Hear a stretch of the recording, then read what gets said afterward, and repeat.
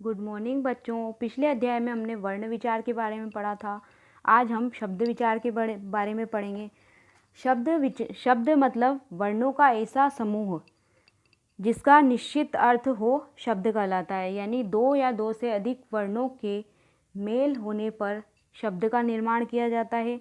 यहाँ कुछ उदाहरण दिए हुए हैं, चित्र दिए हुए हैं। कमीज, रेलगाड़ी, मुर्गा। इनमें कुछ ना कुछ अर्थ जरूर निकल रहा है। इनका शब्दों से अपने भावों और विचारों को प्रकट किया जा रहा है। जब कोई शब्द व्याकरण के नियमों के अनुसार वाक्य में एक निश्चित स्थान पर प्रयोग किया जाता है वो पद कहलाता है। पद की परिभाषा हो गई। व्याकरण के नियमों के अनुसार वाक्य में एक निश्चित स्थान पर प्रयुक्त किए जाने वाले शब्द पद कहलाते हैं। जिस व्यक्ति को जितने अधिक शब्दों का ज्ञान होता है वह उतना ही उसका भाषा पर उतना ही अच्छा अधिकार होता है। हिंदी भाषा में हजारों शब्द हैं। ये हिंदी भाषा में किस प्रकार आए हैं, शब्दों के भेद को आइए हम शब्दों के प्रकार को जानते हैं। शब्दों के कई प्रकार होते हैं। इसके शब्दों के भेद चार आधारों पर किए जाते हैं। पहला होता है अर्थ के आधार पर, दूसरा होता है स्रोत या उत्पत्ति के आधार पर, तीसरा होता है रचना या बनावट के आधार पर, और चौथा प्रयोग के आधार पर। सबसे पहले हम अर्थ के आधार पर शब्द भेद पढ़ेंगे। अर्थ के आधार पर शब्द के दो भेद होते हैं। पहला है सार्थक शब्द।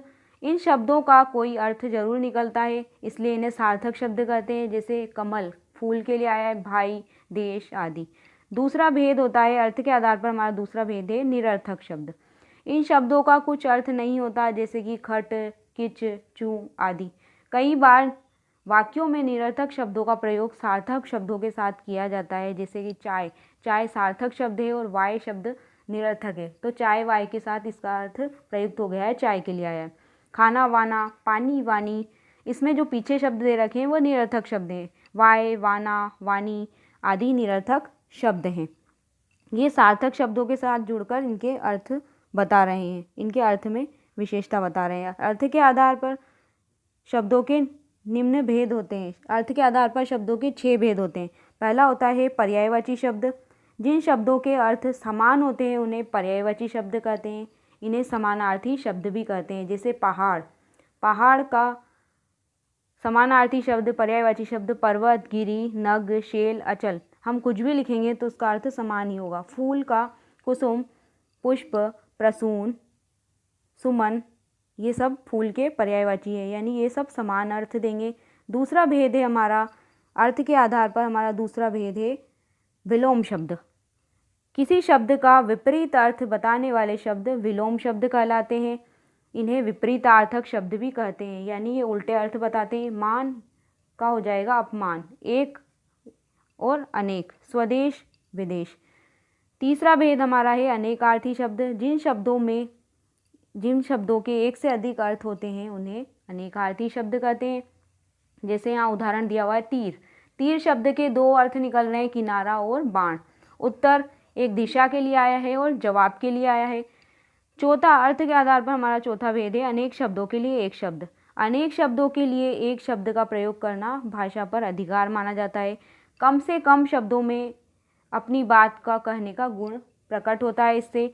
यानी एक लाइन में जो वाक्य में कोई प्रश्न पूछा गया है उसका एक शब्द में उत्तर देना ही अनेक शब्दों के लिए एक शब्द कहलाता है। जैसे कि काम से जी चुराने वाला, तो इसको हम एक शब्द में लिख देंगे कामचोर। प्रतिदिन होने वाला, दैनिक। अर्थ के आधार पर हमारा पांचवा भेद है एकार्थी शब्द। जिन शब्दों के केवल एक ही अर्थ होते हैं उन्हें एकार्थी शब्द कहते हैं। जैसे अध्यापक, सीढ़ी, चप्पल, रसगुल्ला आदि। छठा भेद हमारा है समरूप भिन्नार्थक शब्द। कुछ शब्द देखने सुनने में समान लगते हैं परंतु उनके अर्थ अलग अलग होते हैं। ऐसे शब्दों को समरूप भिन्नार्थक शब्द या एकार्थक प्रतीत होने वाले शब्द कहते हैं। जैसे अन्न और अन्य।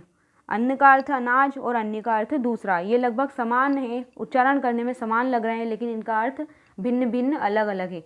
कुल, वंश, सब। कुल, किनारा, तट। दूसरा आधार है हमारा स्रोत या उत्पत्ति के आधार पर शब्द भेद। स्रोत या उत्पत्ति के आधार पर शब्द 4 प्रकार के होते हैं। पहला होता है तत्सम शब्द, दूसरा तद्भव शब्द।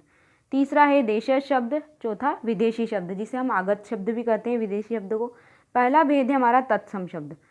हिंदी तथा अन्य भाषाओं का जन्म संस्कृत से हुआ है। हिंदी में अनेक शब्द हैं जो संस्कृत के हैं, ऐसे शब्दों को तत्सम शब्द कहते हैं। ऐसे शब्द जो संस्कृत भाषा से बिना परिवर्तन के हिंदी भाषा के अंदर आ गए हैं वो तत्सम शब्द कहलाते हैं, जैसे मयूर, अग्नि, सूर्य, जन्म, वानर, साहित्य, दुग्ध आदि।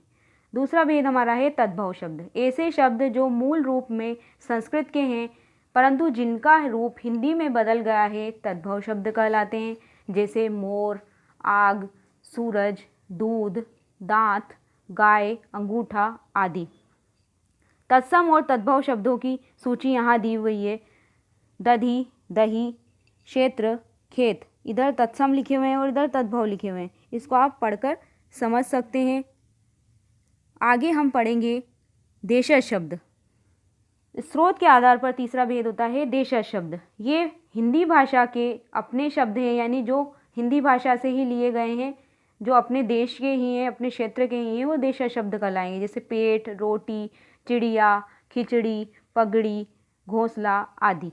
ये किसी संस्कृत या अन्य किसी भाषा से नहीं लिए गए हैं। चौथा भेद हमारा है विदेशी शब्द, जिसे हम आगत शब्द कहते हैं। ऐसे शब्द जो दूसरी भाषाओं से, विदेश से हिंदी भाषा के अंतर्गत आ गए हैं वो विदेशी शब्द कहलाते हैं, जैसे अंग्रेजी, फारसी, अरबी, फ्रांसीसी, पुर्तगाली आदि विदेशी भाषाओं से अनेक शब्द हिंदी भाषा में लाए गए हैं। जैसे कि फारसी शब्द यहाँ हैं आतिशबाजी, आवारा, सौदागर, जहर, तीर, तनख्वाह, मलाई, मुफ्त, पलंग आदि। अरबी शब्द अमीर, आदमी, औरत, किला, गरीब, तमाशा, दुनिया, दौलत, हमला, मुसाफिर। अंग्रेजी शब्द school, class, monitor, desk, bulb, tuition, thermometer, cricket, pencil, pen आदि। पुर्तगाली शब्द अलमारी, बाल्टी, चाबी, तंबाकू, कमीज़, कमरा, गमला, मेज़, तौलिया, पादरी आदि। फ्रांसीसी शब्द अंग्रेजी, कूपन, कारतूस आदि। रचना या बनावट। तीसरा आधार है रचना या बनावट के आधार पर शब्द के भेद। रचना या बनावट के आधार पर शब्द के 3 भेद होते हैं। पहला भेद है रूढ़ शब्द, जिसे हम मूल शब्द कहते हैं। दूसरा यौगिक शब्द और तीसरा योग रूढ़ शब्द। सबसे पहले हम रूढ़ शब्द को पढ़ेंगे। रूढ़ शब्द मतलब जो शब्द अपने आप में पूर्ण हो, दूसरे शब्दों के जुड़ने से न बने हो, रूढ़ शब्द कहलाएंगे। इन्हें मूल शब्द भी कहते हैं। ऐसे शब्द जो किसी स्थान, व्यक्ति, वस्तु, प्राणी आदि के लिए वर्षों से प्रयोग में लाए जा रहे हैं, रूढ़ शब्द कहलाएंगे। इन शब्दों के टुकड़े किए गए तो इनका कोई अर्थ नहीं निकलता। जैसे दीवार, दी धन वा धन र, इसमें दी का कोई अर्थ नहीं निकल रहा है, वा का नहीं निकल रहा है और र का नहीं निकल रहा है, तो ये अपने आप में ही पूर्ण होते हैं। इनके टुकड़े करने पर कोई अर्थ नहीं निकलता है।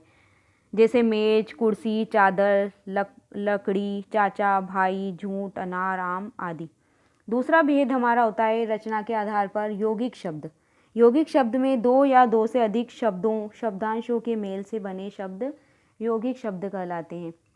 जैसे विद्यालय, मनमोहक, सुकर्म, अधपका, निडर, भरपेट, खुशबू, बेईमान, उपमंत्री, मिलनसार आदि। इनमें भिन्न भिन्न 2 शब्दों से मिलकर ये बने हैं और इनमें दोनों का अर्थ अलग अलग है। सेनापति, सेना प्लस पति, सेना शब्द है और दूसरा पति भी शब्द है। अपमान अप शब्द है और मान अप शब्दांश है, यानी वो उपसर्ग है और मान शब्द है। सुंदरता सुंदर शब्द है और ता प्रत्यय है, शब्दांश है। पुस्तकालय, पुस्तक प्लस आलय, पुस्तक भी शब्द है और आलय भी शब्द है। यानी यौगिक शब्दों में 2 शब्दों को जोड़कर एक नया शब्द तैयार होता है जिसका अर्थ निकलता है। इसमें 2 भिन्न भाषाओं के योग से बने शब्द संकर शब्द कहलाते हैं। तीसरा भेद हमारा होता है योग रूढ़ शब्द। ऐसे शब्द जो यौगिक तो हैं, यानी जुड़े हुए तो हैं, 2 शब्दों को जोड़कर शब्दों को जोड़कर बनाए गए शब्द, परंतु उनका तीसरा ही अपना अर्थ, विशेष अर्थ निकलता है। वो योग रूढ़ शब्द कहलाएंगे। वो योग रूढ़ शब्द यौगिक होते हुए भी किसी एक ही के अर्थ में रूढ़ हो जाते हैं, यानी उसका तीसरा ही कोई अर्थ निकलता है। जैसे यहाँ उदाहरण दिए हुए हैं योग रूढ़ शब्दों के। लंबोदर, लंबा उदर, यानी कि लंबा पेट जिसका है भगवान गणेश जी, यानी भगवान के लिए इसकी उपमा दी गई है। तीसरा अर्थ गणेश जी के लिए आया है। हिमालय, हिम यानी बर्फ प्लस आलय, घर के लिए, एक पर्वत के लिए बताया गया है। हिमालय एक पर्वत है तो इसका अर्थ पर्वत के लिए आया, तो ये भी योग रूढ़ शब्द हो गया। त्रिलोचन, त्रि यानी तीन, लोचन यानी आँखें, यानी भगवान शिव के लिए ये आया है। जलज, जल प्लस ज, उत्पन्न, यानी जल में उत्पन्न होने वाला, कमल के लिए आया है।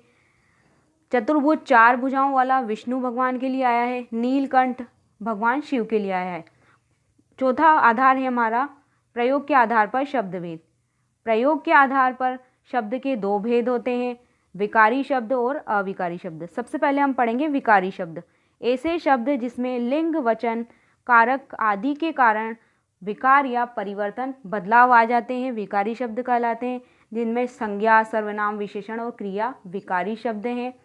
संज्ञा से लड़की, लड़कियां, लड़कियों, लड़का, लड़के, लड़कों। सर्वनाम से मैं, मैंने, हम, हमारा, हमने, हमको। विशेषण से पीला, पीली, पीले। क्रिया से जाता, जाती, जाना, जाएगा, जाऊंगा और जाएंगे। इन शब्दों में परिवर्तन संभव है, यानी वाक्य में जिस तरह का कर्ता होगा उसी तरह का इसमें क्रिया, विशेषण, सर्वनाम के अनुसार बदलाव आ जाता है। दूसरा भेद हमारा प्रयोग के आधार पर, दूसरा भेद अविकारी शब्द। अविकारी शब्दों में कोई विकार परिवर्तन नहीं आता है, यानी इनमें लिंग, वचन, कारक, काल के अनुसार कोई परिवर्तन नहीं होता है, ये अविकारी शब्द कहलाते हैं। क्रिया विशेषण, इन ये चार प्रकार के होते हैं। क्रिया विशेषण संबंध बोधक, समुच्चय बोधक और विस्मयादि बोधक अविकारी शब्द हैं। सबसे पहले हम पढ़ेंगे क्रिया विशेषण। क्रिया विशेषण वाक्य में क्रिया विशेषण शब्द आ जाएंगे तो इनमें कोई परिवर्तन नहीं होता। धीरे धीरे, कम, अधिक, आज, कल, इधर, उधर आदि। ऐसे ही संबंध बताने वाले शब्द के बिना, के साथ, आगे, बराबर, अतिरिक्त, इनमें भी कोई परिवर्तन नहीं होता। समुच्चय बोधक और, तथा, परंतु, क्योंकि, अथवा, बल्कि आदि, इनमें भी कोई परिवर्तन नहीं होगा। विस्मयादि बोधक आह, वाह, वाह। समुच्चय बोधक से तो दो वाक्य या दो शब्दों को जोड़ा जाता है। विस्मयादि बोधक में मन के भाव प्रकट किए जाते हैं और इन शब्दों के बाद में विस्मयादि बोधक चिन्ह लगाया जाता है। विस्मयादि बोधक शब्द आह, वाह, वाह, अरे, हाय, ओह आदि आदि मन के भाव, ये शब्द मन के भाव को प्रकट करने के लिए आते हैं। उपयुक्त शब्द अपने मूल रूप में ही रहते हैं, यानी जैसा इनका रूप है उसी रूप में ही रहते हैं, इनमें कोई परिवर्तन नहीं होता। इन्हें अविकारी शब्द कहा जाता है, इन्हें अव्यय भी कहते हैं।